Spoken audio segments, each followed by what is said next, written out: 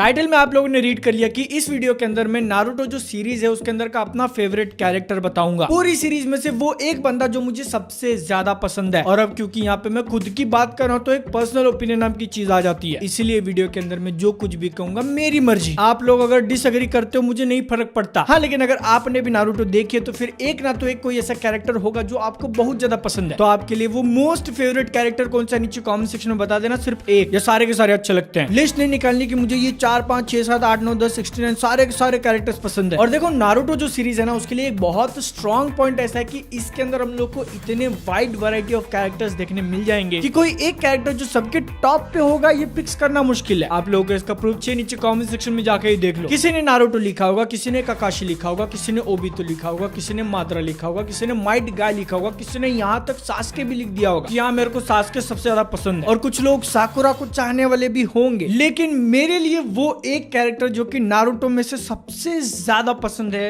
उसका नाम है इताची उचिया। रीजन में इसका आप लोगों को आगे चल के बताऊंगा, लेकिन एक उससे पहले क्लैरिफिकेशन दे दूं कि मैं यहाँ पे सबसे स्ट्रॉन्गेस्ट कैरेक्टर, सबसे बेस्ट हीरो या सबसे हेवी भारी भरकम वाले नाम वाले कैरेक्टर ऐसा बात नहीं कर रहा हूँ, वरना फिर माद्रा उचिया ऊपर होता। लेकिन वो एक ऐसा कैरेक्टर जिसकी जर्नी, जिसकी स्टोरी मुझे सबसे ज्यादा हिट हुई, इताची उचिया। नारुतो इस सीरीज के अंदर इताची उचिया को जिस तरीके से इंट्रोड्यूस किया जाता है हमारे सामने विलन, ओरोचिमारू का जो अटैक था वो खत्म हो गया और इसके बाद अब अगला विलन कौन होगा, सामने आता है इताची उचिया। उस टाइम तक इताची उचिया के बारे में हम लोग को जितनी थोड़ी बहुत इंफॉर्मेशन दी गई थी और उसके इंट्रोडक्शन में जो पावर्स दिखाई हैं, जितना डर मेरे को ओरोचिमारू से नहीं लगा था उससे ज्यादा मैं घबरा गया था इताची उचिया को देखकर। मेरे को लगा भाई ये आएगा और अब ये जो है सबकी मार के रख देगा। कूलनेस का जो क्वेश्चन होता है ना कि कितना ज्यादा कूल बंदा है उसमें भी ऊपर और कितना ज्यादा डेंजर बंदा है उसमें भी ऊपर, ये सबके ऊपर से इताची उचिया के पास जो पावर्स होती है ना उनका तो जवाब ही नहीं। Easily one of the strongest character in the entire series. ऊपर से अगर हाशिरामा ने खुद किसी के बारे में ऐसा बोला कि वो तो मेरे से भी ऊपर वाला शिनोबी है, मतलब आप लोग समझ लो कि बंदे का लेवल क्या होगा। ये सारी चीजों के ऊपर से एक और इंपॉर्टेंट बात ऐसी कि बंदे के साथ जो ट्रेजेडी हुई जिंदगी में उसको मैं कहूंगा अल्टीमेट सफरिंग। क्यों? और साथ में सैक्रिफाइस वाला वर्ड भी जोड़ देना। क्यों? क्योंकि देखो यहाँ पे मैं आप लोगों से क्वेश्चन पूछता हूँ कि एक बंदे के लिए जो अल्टीमेट सैक्रिफाइस होगा ना वो क्या होगा। आपको अगर कहा जाए कि आप अपनी जिंदगी का सबसे बड़ा सैक्रिफाइस करो तो क्या करोगे? बहुत सारे लोगों के हिसाब से जो अल्टीमेट सैक्रिफाइस होता है यानी कि खुद की जिंदगी कुर्बान कर देना। लेकिन यार अगर आपने अपनी जिंदगी कुर्बान कर दी, आप मर गए तो उसके बाद खत्म, आपकी जितनी भी सारी सफरिंग्स थी वो वहीं पे रुक जाएंगी। लेकिन अगर वहीं पे आपके सामने एक ऐसा ऑप्शन रखा जाए कि या तो अपने देश को चुनो या तो अपने पेरेंट्स को, दोनों में से एक, किसको चुनोगे? लाइक यहाँ पे क्या खुद को आप लोग इमेजिन भी कर सकते हो कि ऐसे सिचुएशन में फंस जाना जहाँ पे अगर आपको अपने देश को बचाना है तो खुद के पेरेंट्स को अपने ही हाथों से मारना पड़ेगा। सोच के देखो अगर आप ऐसे सिचुएशन में फंस गए तो फिर क्या करोगे? और सिर्फ सिचुएशन के अंदर फंसने पे ही बात खत्म नहीं हो जाती। इताची उचिया को डिसीजन भी लेना पड़ा और उसने चूज किया अपना विलेज, अपने देश को, मार दिया पेरेंट्स को अपने हाथों से। वो पेरेंट्स जिसने उसको उसकी जिंदगी दी है, पाल पोस के इतना बड़ा किया है। तो अब मुझे बताओ कि जो अल्टीमेट सैक्रिफाइस वाली बात हो रही थी, क्या है अल्टीमेट सैक्रिफाइस? खुद की जिंदगी दे देना या उनकी जिंदगी ले लेना जिन्होंने आपको जिंदगी दी है? इतना सब कुछ करने के बाद भी जिन लोगों को आपने बचाया, अपने कंट्री वालों को, वो लोग आपको विलन मानने लगते हैं। आपकी फैमिली का जो इकलौता मेंबर जिंदा है, आपका छोटा भाई, वो भी आपके खिलाफ है और आपकी जान लेना चाहता है। तो जैसा कि मैं थोड़ी देर पहले बोल रहा था कि खुद की जान दे देना is not the ultimate sacrifice, बल्कि एक अच्छा इंसान होने के साथ साथ बहुत ज्यादा टैलेंटेड होना और फिर भी खुद की गलती नहीं होते हुए ऐसे सिचुएशन में फंस जाना और अपने पेरेंट्स की जान खुद की हाथों से लेने के बाद भी जिंदा रहना, that is the ultimate sacrifice and ultimate suffering. Itachi Uchiha की जिंदगी की ये जो स्टोरी है ना उसको सीरीज ने जिस तरीके से धीरे धीरे हमारे सामने रिवील किया, स्टार्टिंग के ऑलमोस्ट उसके मरने तक एकदम बहुत ज्यादा तगड़ा विलन। सास्के उचिया जो कि स्टार्टिंग में हीरो जैसा कैरेक्टर था, उसकी जिंदगी का अल्टीमेट गोल था कि अपने बड़े भाई को मारना। और अपने को तो उस टाइम तक इंफॉर्मेशन भी इतनी ही दी थी कि इताची उचिया ने अपने पूरे क्लैन वालों को मार दिया। क्यों?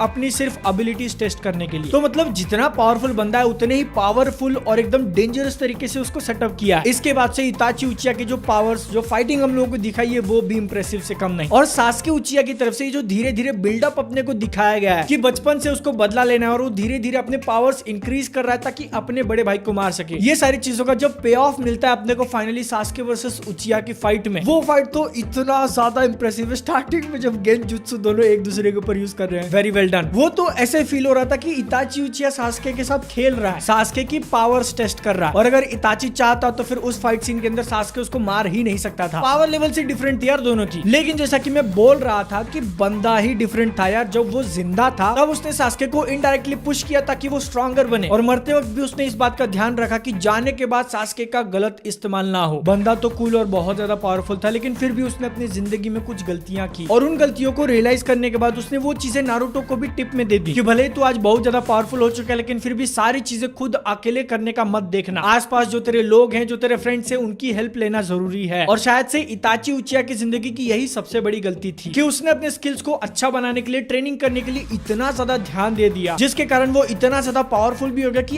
आसपास के लोगों की हेल्प लेने के बारे में ज्यादा सीरियसली शायद सोचा नहीं उसने। अगर ले लिया होता तो फिर शायद 5th होकागे वही बनता, लेकिन बंदे की किस्मत में ट्रेजेडी ही लिखी थी, तो फिर क्या कर सकते हैं। और जब एक्चुअल में उसकी पास्ट के बारे में अपने को पता चलता है तो फिर सास्के रोता और सास्के के साथ साथ मैं भी रो रहा था। भाई क्या बंदा यार वो, रिस्पेक्ट, अल्टीमेट रिस्पेक्ट। अब अपने को लग रहा है कि मैंने वीडियो के अंदर कुछ ऐसा नया नहीं बोला जो आज तक किसी ने बोला ही ना, और इसके आगे क्या बोलूं मुझे समझ में नहीं आ रहा वरना मैं कंटिन्यू नहीं कर पाऊंगा, क्योंकि अब जो है बादल ऐसे थोड़ा बरसने का हो गया है। तो इसलिए आप लोग क्या सोचते हो इताची के बारे में नीचे कमेंट सेक्शन में बता देना। मैं मिलता हूँ नेक्स्ट वीडियो में। जय हिंद, वंदे मातरम, बाय।